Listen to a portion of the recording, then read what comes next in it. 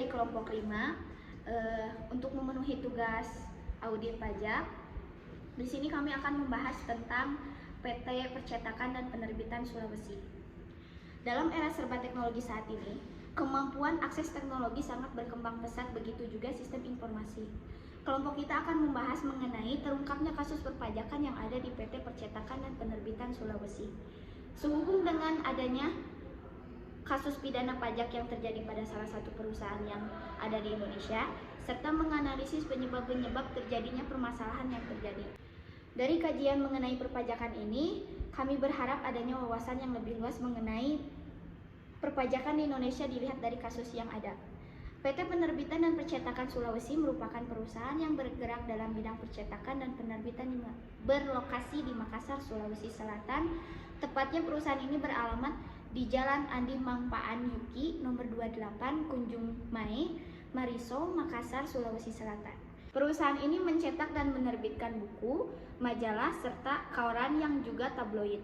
PT Penerbitan dan Percetakan Sulawesi diresmikan pada tanggal 17 Agustus tahun 1953. PT Penerbitan dan Percetakan Sulawesi merupakan hasil dari penghubungan dari 3 penerbit nasional yang bertempat di Makassar, Sulawesi Selatan, yang lebih tepatnya dikenal dengan nama 3 harian, di antara terdiri dari Pedoman Rakyat, Marhain, dan Sulawesi Bergejolak. Peninjauan pajak. Pajak merupakan iuran masyarakat kepada kas negara berdasarkan undang-undang yang bersifat memaksa. Fungsi pajak yang pertama yaitu fungsi budgetir, merupakan sumber penerimaan pemerintah untuk membiayai pengeluaran baik rutin maupun pembangunan. Fungsi reguler merupakan alat untuk mengatur dan melaksanakan kebijakan pemerintah dalam bidang sosial dan ekonomi untuk mencapai tujuan tertentu dalam bidang keuangan. Jenis pajak dikelompokkan menjadi 3 golongan. Yang pertama yaitu pajak menurut golongan. Pajak menurut golongan yang pertama, pajak langsung yang ditanggung oleh diri sendiri tanpa melibatkan orang lain. Pajak tidak langsung, pajak yang dapat dibebankan kepada orang lain. Yang kedua, pajak menurut sifat. Pajak menurut sifat terdiri atas 2, yaitu pajak subjektif yang pengenaan memerhatikan keadaan pribadi. Yang kedua, pajak objektif yang pengenaan memerhatikan objeknya baik berupa benda, kendaraan, perbuatan, dan peristiwa yang mengakibatkan timbulnya kebijakan membayar pajak tanpa memperhatikan keadaan pribadi subjek pajak maupun tempat tinggal. Yang terakhir, pajak menurut lembaga pemungutan terdiri atas 2, yaitu pajak negara yang dipungut oleh pemerintah pusat dan digunakan untuk membiayai rumah tangga negara pada umumnya. Yang selanjutnya, pajak daerah, pajak yang dipungut oleh pemerintah daerah, baik daerah tingkat 1 yaitu provinsi maupun daerah tingkat 2 yaitu pajak kabupaten atau kota, dan digunakan membiayai rumah tangga daerah masing-masing. Kejadian ini berawal dari seorang direktur PT Percetakan dan Penerbitan Sulawesi yang bernama Benny Imanhua yang sengaja tidak menyampaikan surat pemberitahuan atau SPT, pajak penghasilan badan atau PPH, dan dengan sengaja tidak menyetorkan pajak dipotong atau dibungut sehingga dapat menimbulkan kerugian pada pendapatan negara. Drama penangkapan Benny sebagai tersangka pidana perpajakan berakhir setelah dirinya dijemput oleh pihak kepolisian di Kota Bandung setelah mangkir beberapa kali proses pemeriksaan. Benny Imanhua telah melanggar pasal 39 ayat 1 huruf B dan G Undang-Undang Republik Indonesia Nomor 6 Tahun 1996 tentang ketentuan umum dan tata cara perpajakan sebagaimana telah diubah dengan Undang-Undang Republik Indonesia Nomor 16 Tahun 2000. Negara dirugikan sebesar 1 miliar yang bersumber dari pungutan pajak penghasilan dan pajak pertambahan nilai yang tidak pernah disetorkan. Dalam hal ini, Majelis Hakim menjatuhkan pidana penjara selama 1 tahun dan denda sebesar 800 juta, subsidiar 6 bulan kurungan. Dalam hal lain juga, pelanggaran tersebut menimbulkan dampak negatif, yaitu yang pertama, penggelapan pajak sangat memengaruhi persaingan sehat di antara para pengusaha. Yang kedua, penggelapan pajak menyebabkan stagnasi atau macetnya pertumbuhan ekonomi atau perputaran roda ekonomi. Yang ketiga, langkanya modal karena wajib pajak berusaha menyembunyikan penghasilannya agar tidak diketahui fiskus. Yang keempat, dengan adanya penyelewengan dan hutang pajak tentunya dapat mengurangi penerimaan negara dari sektor perpajakan sehingga menghambat pembangunan infrastruktur. Dan yang kelima, menghambat penyusunan RAPBN.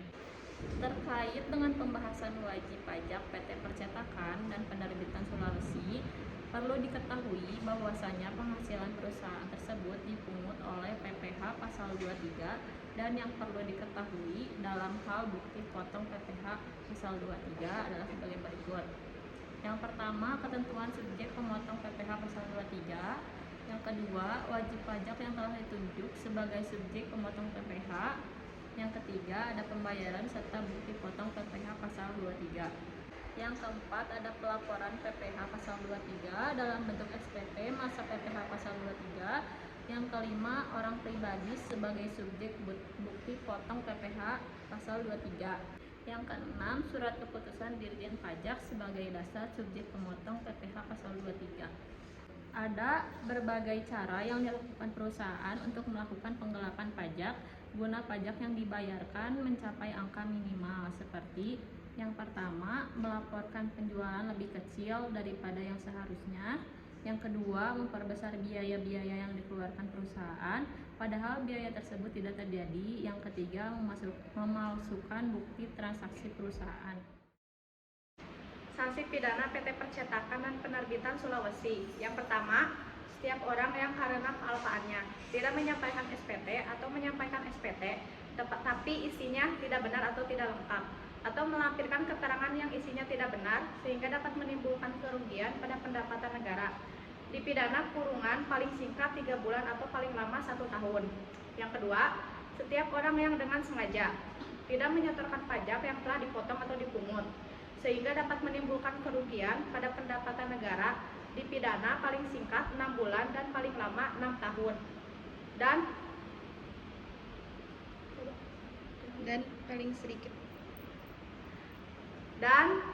denda paling sedikit 2 kali jumlah pajak terutang yang tidak atau kurang dibayar dan paling banyak 4 kali jumlah pajak terutang yang tidak atau kurang dibayar. Upaya penyelesaian pada PT Penerbitan ini dilaksanakan dengan melalui jalur hukum yang sudah ditentukan oleh undang-undang yang berlaku. Upaya dilakukan untuk menanggulangi tindak pidana secara optimal. Pendekatan yang perlu dilakukan adalah dengan melakukan pendekatan sistem pertanggungjawaban pidana sebagai salah satu kebijakan kriminalisasi.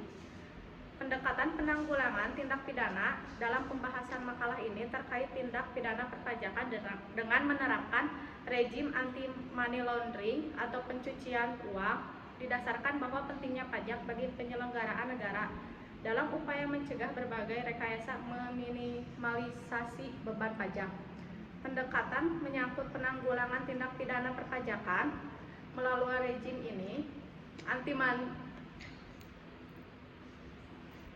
rejim anti money laundering didasarkan modus offset pelaku dengan maksud untuk meminimalkan resiko terdeteksi. Biasanya pada pelaku penggelapan pajak berusaha menyembunyikan atau mengaburkan asal-usul hasil kejahatan. Solusi hasil pengamatan. Solusi dalam hasil pengamatan berikut oleh penulis ialah: yang pertama, perlunya sosialisasi oleh pihak terkait yang berhubungan dengan kewajiban wajib pajak. Yang kedua, kesadaran wajib pajak perlu dipupuk kembali mengingat dengan maraknya kasus pajak yang beredar dari tahun ke tahun. Seperti halnya kasus pajak dalam pembahasan ini menimbulkan kerugian negara yang berdampak pada kelangsungan pembiayaan maupun pendapatan negara. Yang ketiga, pengawasan sangat perlu apabila adanya indikasi tindak kasus penyelewengan terhadap mekanisme berpajakan. Kontribusi terhadap permasalahan yang ada pada materi. Kontribusi yang ada dalam permasalahan pada pembahasan berikut yang mana kembali kepada kesadaran dan kesepahaman Jadi, dapat disimpulkan dari beberapa ulasan terkait hal-hal yang dilanggar oleh PT Percetakan dan Penerbitan Sulawesi terhadap mekanisme perpajakan, antara lain yaitu yang pertama, secara sengaja tidak melaporkan SPT tahunan perusahaannya ke kantor pajak setempat. Yang kedua, secara sengaja tidak menyetorkan pajak yang telah dipotong. Yang ketiga, menyebabkan timbulnya kerugian pada negara. Yang keempat, pidana hukum yang harus diterima oleh PT Percetakan dan Penerbitan Sulawesi. Selanjutnya, berdasarkan pembahasan yang sudah dipaparkan oleh rekan-rekan saya dan rekan-rekan saya memberikan saran agar tidak terjadi kasus seperti ini lagi. Yang pertama, pemerintah harus tegas dalam menangani kasus kecurangan pajak yang ada di Indonesia. Yang kedua, penggelapan pajak dan penghindaran pajak merupakan faktor yang mempengaruhi besarnya penerimaan pajak pertambahan nilai. Hal ini harus menjadi perhatian lebih bagi kantor pelayanan pajak karena pajak pertambahan nilai merupakan penerimaan negara yang cukup besar. Maka dari itu seharusnya kantor pelayanan pajak lebih meningkatkan lagi. Yang ketiga, pemerintah lebih waspada lagi dalam mengawasi perusahaan-perusahaan yang ada di Indonesia agar tidak terjadi lagi kecurangan dalam perpajakan yang dapat merugikan negara.